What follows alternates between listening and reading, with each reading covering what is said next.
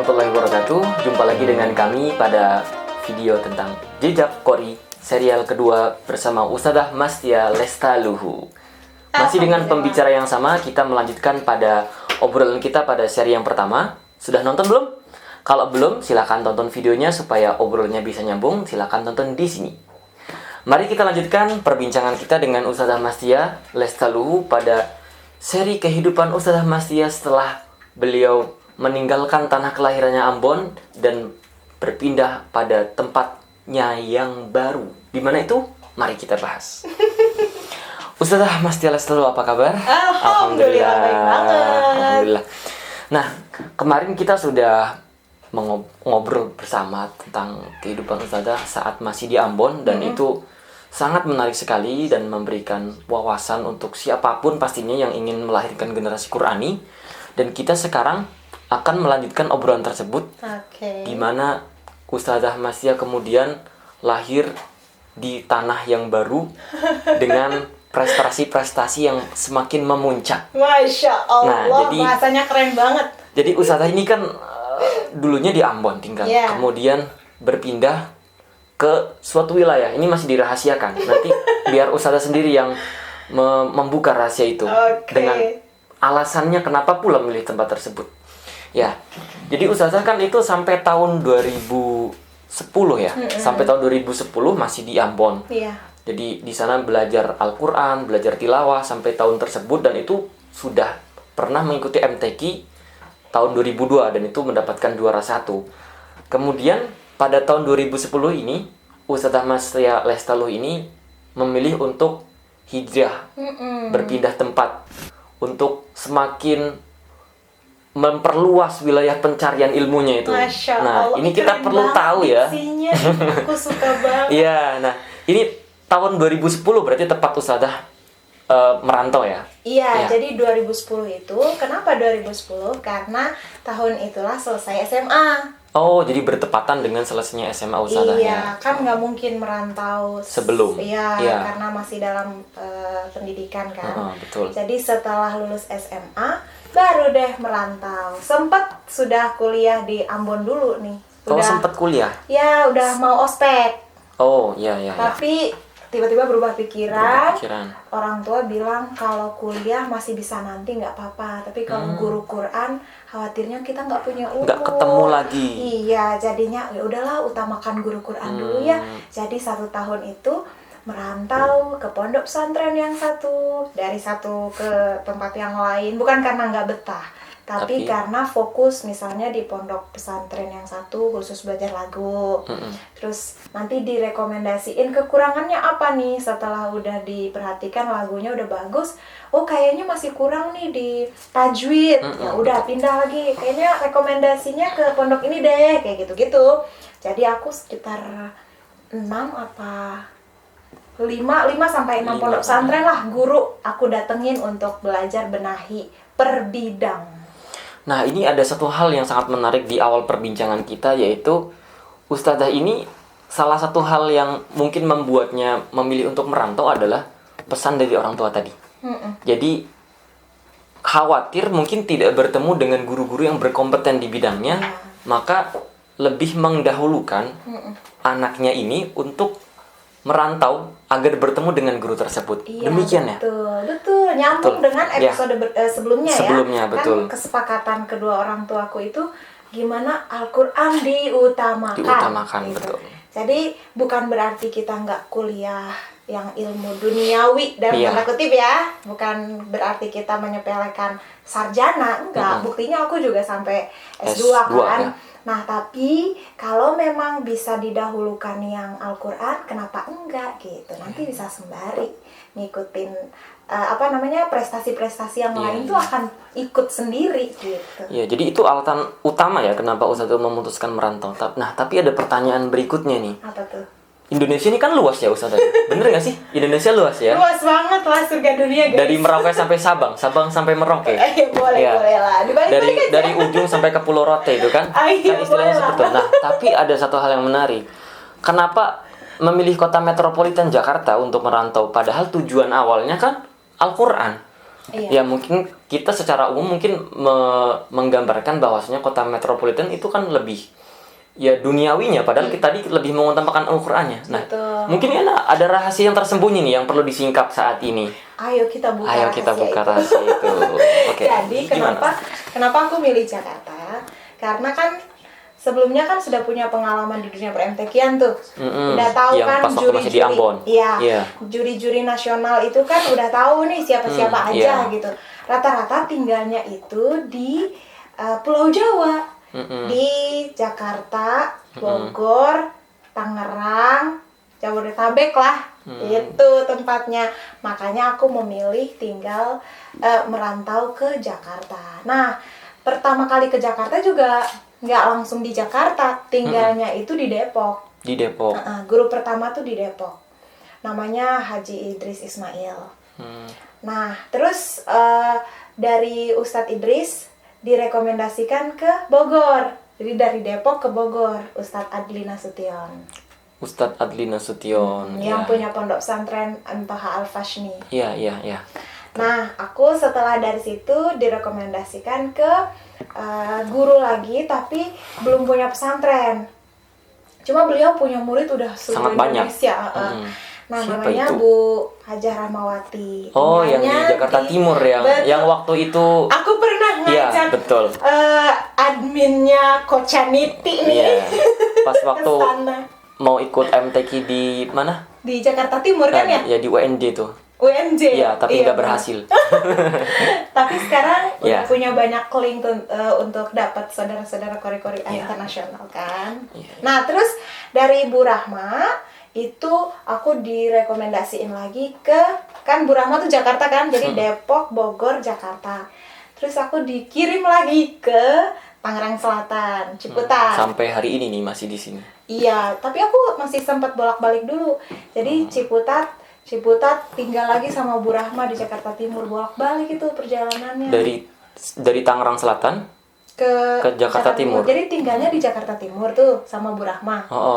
Latihannya kalau Bu Rahma lagi ke kantor atau apa, aku ke Ciputat untuk belajar ke Ciputat, ke Ustadz Muhajir sama Bu Mawadah. Masya Allah, berarti tiap hari itu ya? Tiap hari. Ya. Pokoknya 2010 itu tahun yang sangat melelahkan. 2010 ya.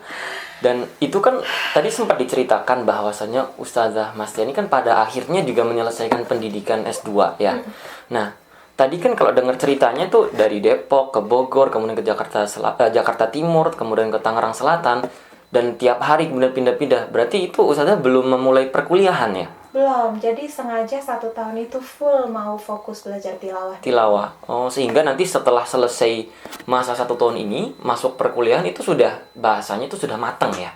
Sebenarnya sih bukan mateng juga. Aku tuh pengen, kalau analogiku ya, perumpamaan yang aku buat, aku pengen ngerakit mesin dulu.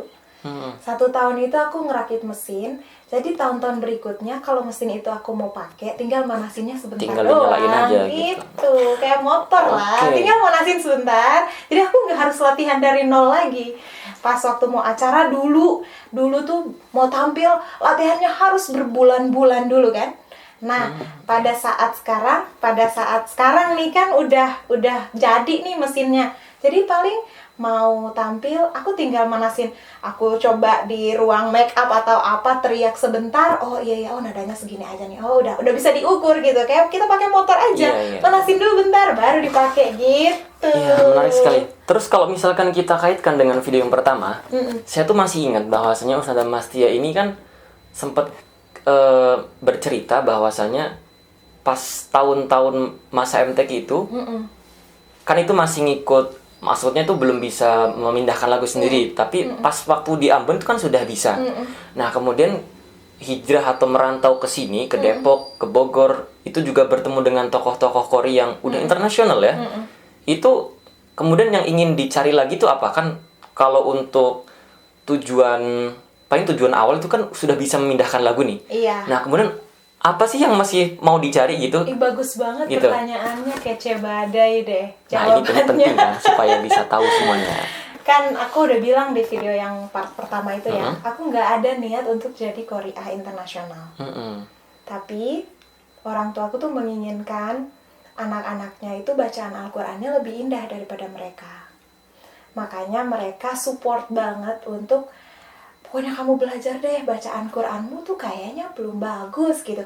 Tapi memang dia nggak tahu belum bagusnya di mana. Iya. Cuma dia bisa menilai rasa-rasanya tuh kayaknya masih ada yang kurang ya? gitu.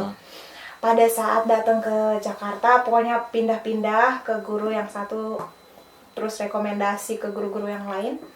Ketahuan lah, aku tuh bacaannya masih ngebentak-bentak huruf. Jadi masih kasar ya. Baca Quran tuh belum pakai hati gitu loh. Belum ada zauknya. Betul, kok lebih cakep dia istilahnya daripada gue. Kebetulan aja lah. Iya. Jadi belum ada zauknya. Iya. Artinya itu berarti ada PR. Ada PR yang harus diselesaikan.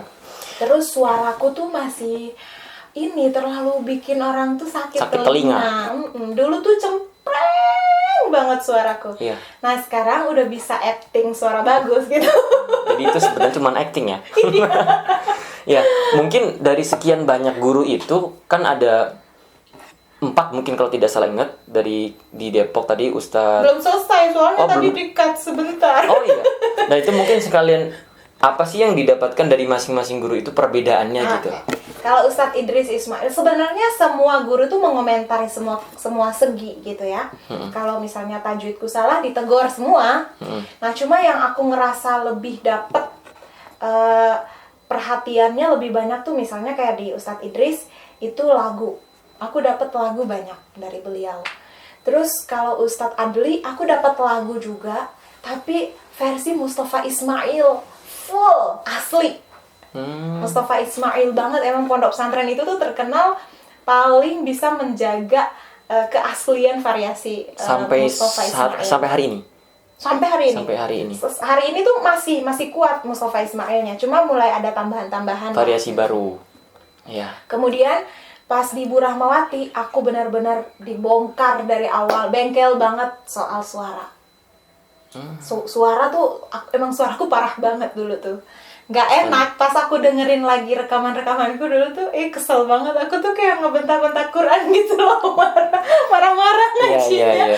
Dari Bu Rahmawati aku ke Ustadz Muhajir itu mental, itu yang paling diserang tuh mental banget karena aku dulu tuh nggak bisa ngaji di ruangan ber-AC. Jadi ada pantangan ya. Terus makanan itu larangan, apa aja dilarang, nggak boleh makan ini, nggak boleh minum itu. Nah setelah ketemu Ustadz Muhajir, makan aja semua, minum aja semua. Yang penting kamu jaga kesehatan, nggak berlebihan. Dan latihan harus sering. Aku latihan sama Ustadz Muhajir itu, AC dinyalain, kipas angin di depan aku kenceng banget. Itu treatment ya? Sengaja dibuat kayak gitu supaya aku katanya gini, kamu mau jadi profesional kan? Kalau mau jadi profesional harus bisa ngaji dalam kondisi apapun. Dalam kondisi apapun, tanpa ada pengecualian. Iya, nggak boleh. Orang tuh nggak mau tahu kamu tuh sakit atau harus tampil bagus. Harus tampil bagus. Ya. Gitu. Ya. Terus dari Ustadz Muhajir, aku tuh juga bolak-balik ke Ustadz Ali. Waktu itu Ustadz Ali tuh tinggalnya di Cipulir. Ustadz Ali Muhammad Ali. Iya, yang sekarang punya pondok pesantren Al-Kausar di Pondok Cabe gitu. Dan aku tinggal juga sama Ustadz Ali tuh. Nah, itu belajar tahsin. Belajar tahsin lagi? Belajar tahsin lagi. Huruf-hurufku tuh agak-agak gimana gitu. Kayaknya butuh dibongkar lagi, ada murmur yang kurang. Jadi aku harus, pokoknya jadi bengkel di setiap tempat itu aku benar-benar maksimalin. Dan berasa efeknya sampai sekarang. Jadi wajar banget ya hasilnya tuh seperti ini sekarang. Ya. Karena memang yang ditemui tuh tokoh-tokoh yang memang betul-betul berkompeten sekali di bidangnya. Iyalah, yang kan, tahsin betul-betul ahli tahsin seperti itu. Iya benar, kan kita kalau belajar emang harus sama ahlinya. Betul sekali, Masya Allah. Itu cukup sekali menjadi model, kemudian Ustazah Mastia bisa naik sampai ke level internasional ya. Nah ini penting sekali. Sekarang kita kan mungkin sudah cukup banyak membahas tentang proses-proses belajarnya Ustazah Mastia nih. Nah mungkin kemudian yang cukup menarik untuk kita kupas, kita bahas adalah gimana nih proses Ustazah Mastia kemudian mengikuti dunia per-MTQ-an sehingga sampai pada level ini nih. Kalau setelah aku merantau itu kan jadinya aku pindah ke pendudukan. Iya, bukan untuk MTQ. Nah ini berkaitan banget nih Ustazah. Bukan untuk MTQ. Tapi karena aku adalah warga negara Indonesia. Warga negara Indonesia. Kan kalau kita tinggal lebih dari 6 bulan, itu artinya kita sudah punya hak untuk punya KTP setempat gitu ya. kan. Dan aku ngerasa KTP ini penting juga kalau misalnya kita sakit atau apa gitu kan, pasti data kependudukan itu lebih mudah gitu urusannya. Kalau kita masih tinggal di mana, KTP-nya mana, kan urusannya ribet lagi gitu. Apalagi antar pulau. Betul. Jauh pula. Iya, pesawat 3 jam lagi guys. Mahal lagi. Itu lebih mahal daripada kita ke Singapura ya. Curhat. Gitu. Jadi aku pas pertama kali udah belum mengenal MTQ-MTQ-an lah. Iya. Jadi belum ada bayangan untuk ternyata kalau MTQ itu nanti aturannya kayak gini. Aku mikirin kesadaran sebagai warga negara. Akhirnya aku minta surat pindah dari Ambon. Aku pindah ke Ciputat karena waktu itu mau kuliah kan. Iya, jadi S1-ku di Ciputat, Universitas Muhammadiyah Jakarta. Jadi pas waktu lagi di asrama tinggalnya tuh, aku langsung ngurus KTP Ciputat.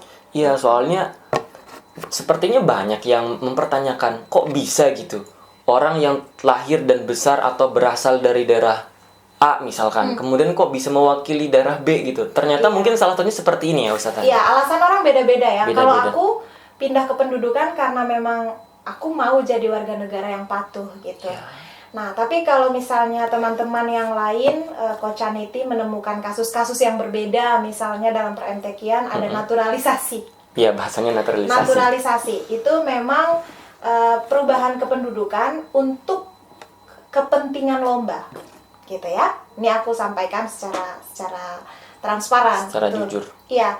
Jadi perpindahan kependudukan untuk kepentingan lomba. Jadi itu memang ada ya? Iya, ada. Dan itu memang diatur, disahkan oleh negara. Oh, jadi memang ada legalitas dari negara yang memperbolehkan hal tersebut. Iya. Apalagi sekarang itu kan naturalisasinya memang benar-benar ketat. Nah, kalau misalnya dia ikut dari mana, pasti dia udah punya surat pindah.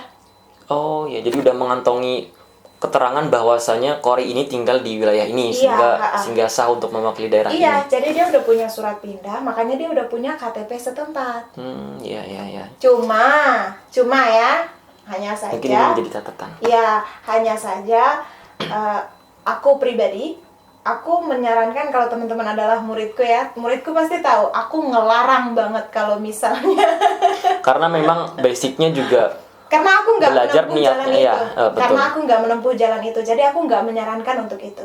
Kalau misalnya teman-teman mau mengadu nasib untuk mengukur prestasi ya, nggak apa-apa. Kenapa sih emang salah ya kalau misalnya kita pindah kependudukan? Tapi jangan pindah kependudukan buat main-main gitu, buat lomba doang gitu. Kasihan juga di satu sisi, ya kita memang menilai bahwa kita bisa mengukur nih prestasi kita. Tapi ingat, ada hati-hati yang lain yang terzolimi kalau kita tuh mewakili daerah mereka. Mereka nggak bisa berkembang. Karena aku pernah ngerasain gimana ada peserta bayaran datang ke kampung aku dulu di Ambon. Akhirnya aku nggak bisa naik prestasiku dan aku bersinar di kampung orang. Setelah aku pindah KTP, betul. Ingat aku nggak pakai ngurus yang di karena tujuan MTQ tertentu. Iya, aku pindah KTP bukan karena murni, MTQ. Jadi murni perantau yang patuh terhadap aturan negara. Ini sangat perlu dicontoh kalau memang punya niat pindah KTP bagi seorang MTker ya. Jadi memang murni karena memang ingin tinggal di situ untuk memudahkan urusan administratif mungkin ya. Betul. Oke. Nah, kemudian tahun berapa nih Ustazah Mastia pertama kali mengikuti MTQ di tanah rantau? Dan mewakili daerah mana gitu? 2011. 2011 langsung berarti ya? Iya. Oh, enggak. Aku 2010 itu kan pas merantaunya lagi di pondok tuh ya. Iya. Nah, pas waktu 2010 itu, pas waktu di tempat Ustadz Adli Nasution. Iya, di Bogor, itu ada PTQ RRI.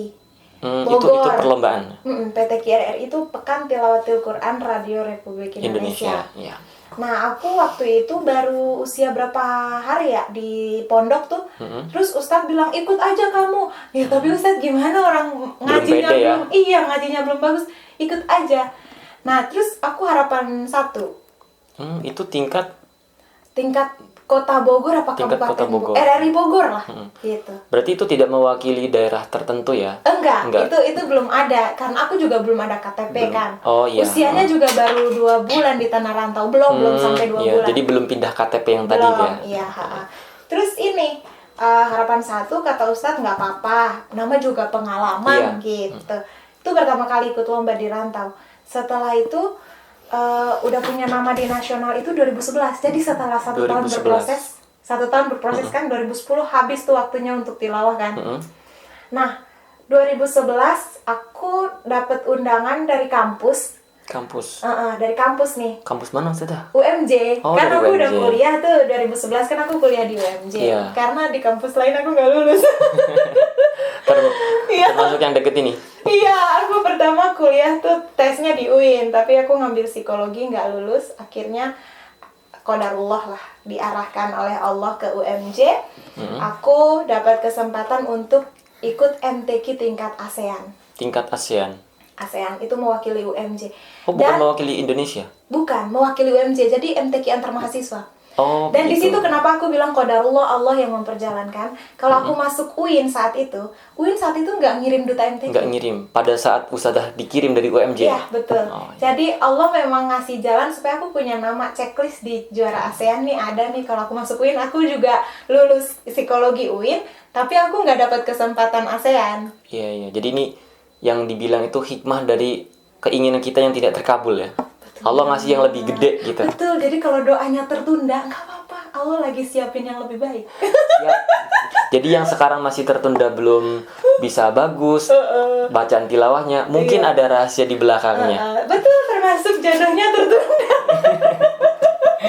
Iya, tapi jangan lama-lama ya. Enggak, aku nggak nunda ya Allah, tolong cepetin. Ya, kita doakan bersama semoga Ustadzah Mastia segera menemukan jodohnya. Aku langsung kesel guys. Oke. Jadi itu ASEAN dan itu mendapatkan juara Ustadzah? Juara 2 tingkat ASEAN. Kalau yang mewakili daerah di tingkat nasional itu?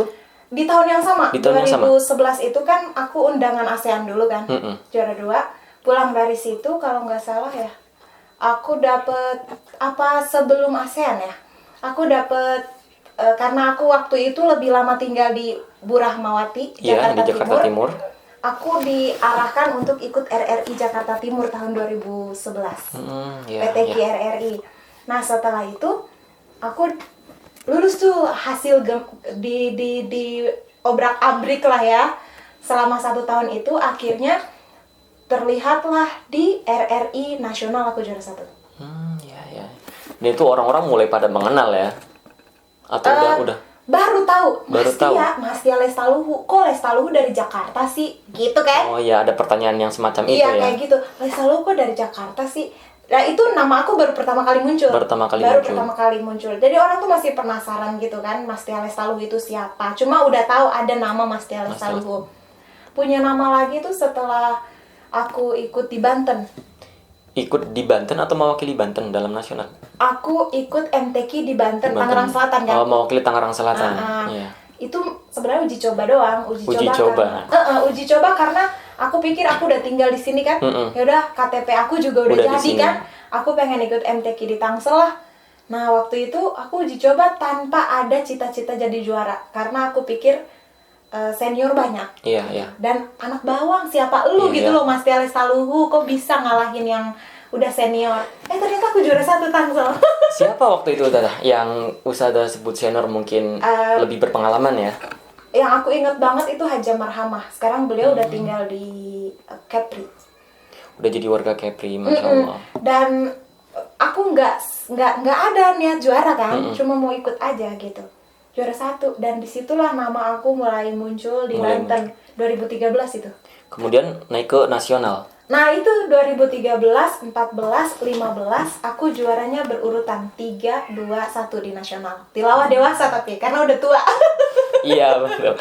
Kemudian setelah itu baru pindah ke yang cabang qiraat itu ya? Iya, jadi aku cuma punya umur 4 tahun mewakili Banten untuk jadi peserta. Jadi 2013 aku juara 3 nasional tilawah dewasa, juara tahun berikutnya 2014 juara 2 tilawah dewasa nasional, 2015 juara 1 tilawah dewasa nasional, terus tahun depan ganti cabang kan Ganti nggak cabang, boleh iya lagi. nggak boleh di cabang yang sama. Nah, aku pindah cabang ke Qiraah Sab'ah dan juara 1 juga langsung. Alhamdulillah. Akhirnya sejak tahun 2016 itu aku pensiun dari peserta, langsung deh jadi temennya peserta.